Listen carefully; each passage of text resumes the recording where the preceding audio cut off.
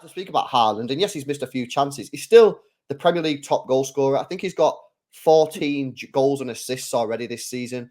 So, ridiculous. The narrative around Haaland is utterly ridiculous. He's on course on his stats. He's on course to beat last season's record. I don't understand the mentality of this. Haaland's not doing that good this year. I mean, what are people watching? Is it because he's not scoring a hat trick every game? I don't understand. I'd kill to have him in the front line. From what I've seen, it's people. So there was two different things at the start of the season. He was scoring goals, but he was also missing some chances, and then it changed to.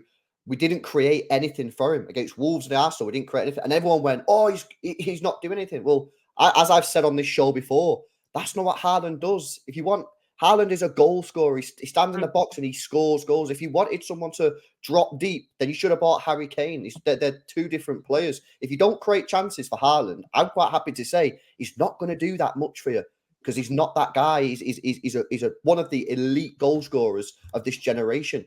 But like I say, now Rodri's back into the team, looks like we are creating chances, and he had like 7 shots last night. So we clearly getting the ball to him. It's just unfortunate against Wolves and Arsenal, we didn't create anything for him, and everyone jumped on his back. But he's still top goal scorer, man. I just think if United set up to try and hit City on the counter attack with the dropping quality, I'm going to say dropping quality, but I don't think it's the correct word. But the dropping level, that they've experienced from when they done it last year.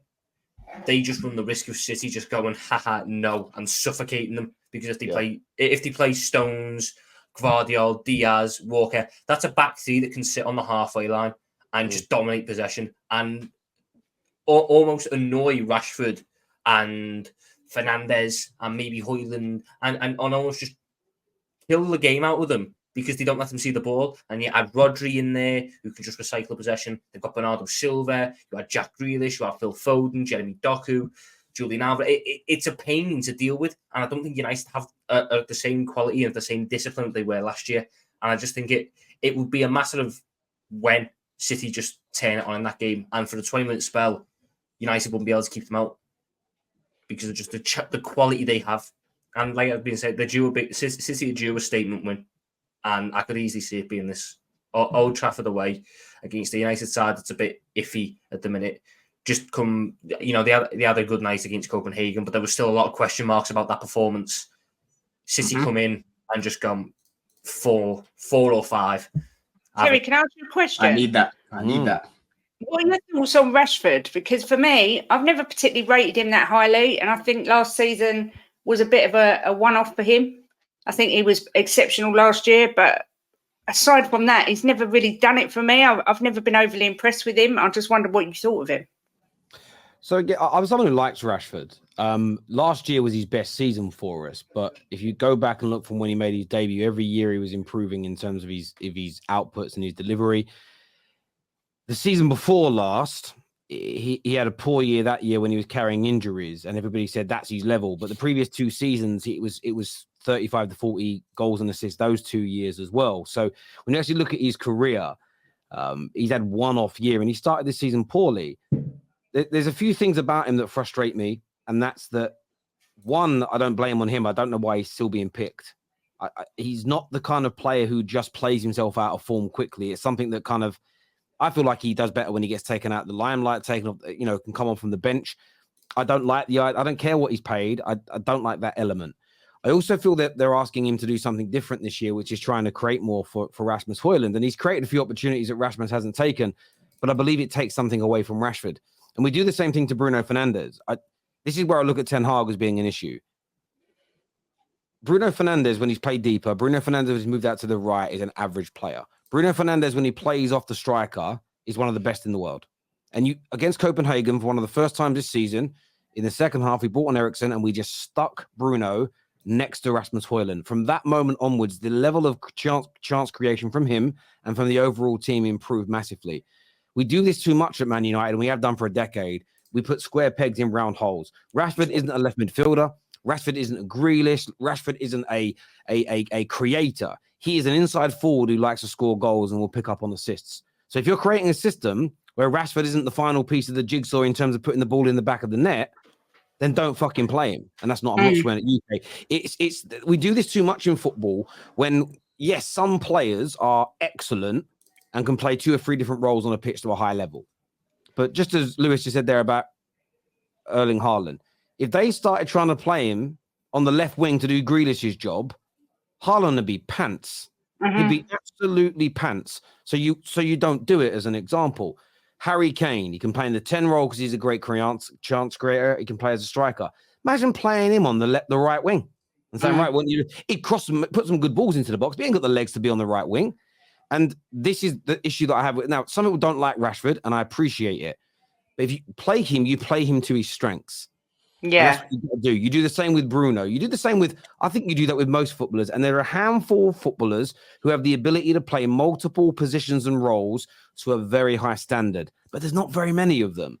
And that for me is my issue at the moment, is I still feel like Ten Hag is galaxy braining the situation and he's putting square pegs in round holes. Now, that doesn't mean that Rashford shouldn't be dropped, because I don't think he's been good enough. I think he should spend some time on the bench as an example. The issue that you've got is that we don't really have anybody else you can go, bring him in and he'll do a really good job. So we're struggling massively at the moment. We know there's a much better team out there than we're seeing right now. It was demonstrated last season when we shocked most people and got into the top 4, won a trophy and got to a final.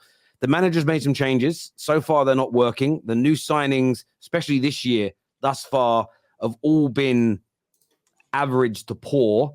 And again, I put that upon the manager. He has changed the way we play. He's added new players, and that hasn't worked. And subsequently, all the players that started improving last year have also regressed with it. So, yes, I look at the individuals and what they're doing, but you can't not look at the management and the coaching of Ten Hag and say, well, you've made all these changes, mate, and you've got to make this work, because there are players out there that have delivered before. So clearly we know they're good enough to. It's just about getting the system to work. And I feel too much has been changed. And I feel that some of the purchases, Mason Mount's a prime example. Is he already forgot? He hasn't even come off the bench in the last 2 games. Has he already decided that he ain't the guy? That's again, I didn't want Mason Mount, but my point is, if the manager's spending £60 million on him, he's got to feature heavily in your mind about how he's going to make your system work. But he's already on the bench and not coming and not coming on. All these things, I think, are contributing factors why individuals are not performing. You look at how good Son's doing this year at Tottenham. Part of that is because what Son's really good at is scoring goals. That's it. He's not like he's not Zinedine Zidane on the ball. You've got to make him score goals. You know, and I think that certain players, you just put them in a position where they're good at doing a certain job, and that's it. And we're not getting that right at Man United right now. We're getting it completely and utterly arse about face, and it's impacting us so much in games. And it's frustrating because we can see it as fans, but for some reason the manager is just, he's not making these changes. In the last 2 games, he's made changes at half-time and kind of reverted a little bit more to what we did last year, and we've just looked so much better. And I just want him to do, that's the only way we win this weekend or get anything, is if we revert to a little bit more how we were last year. We put players in the, not just position, but role in the game needs to be perfect. Stop playing Bruno all over the place. Just look at Portugal. And I know I'm rambling a bit here because it just frustrates me so much. Since Santos left and Martinez has come in, and Bruno's job is now to be much further up the pitch, the guy's outputs for Portugal in the last 9 games are ridiculous. If you compare it to his last 25 games, he's already stripped those numbers. Why? Because that's where Bruno comes alive.